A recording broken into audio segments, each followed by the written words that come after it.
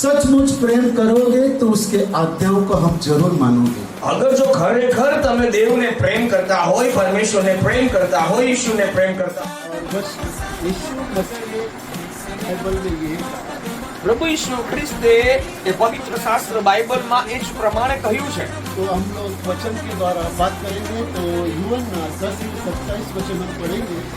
તો આપણે વચન દ્વારા વાત કરીએ ને આપણે વાંચીએ યોહાનની લખેલી સુવાર્તા એનો 10મો અધ્યાય ને એની 17મી કલમને 27મી કલમને આપણે વાંચીએ। યોહાન 10 અને 27 पढ़ेंगे।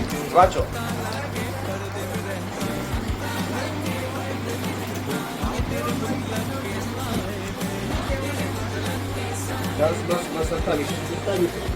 तो यहाँ पे देख रहे हैं वचन क्या कह रहे हैं।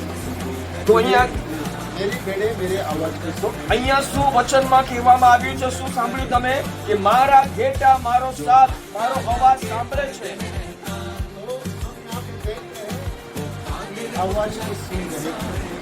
તો અહીંયા અગાડી પ્રશ્ન એ થાય કે એ દેવનો અવાજ આપણે ઘેટા તરીકે એ ઘેટા પાળકનો અવાજ આપણે સાંભળી રહ્યા છે કે નહીં? हम अगर विश्वास में चल रहे हैं, हम अगर प्रभु में हैं, तो उसकी आवाज को जरूर सुने।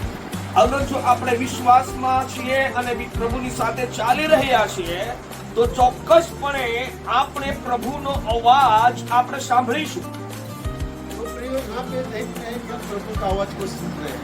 તો આપણે એ જોઈએ છે કે આપણે પ્રભુનો અવાજ સાંભળીએ છીએ। क्योंकि मैं आराधना आपकी देखी बहुत अच्छी हुई, आपकी देख रहे हो बहुत अच्छी हुई। અને મેં જોયું કે તમારી સ્તુતિ અને તમારી આરાધના બહુ સારી થઈ હતી।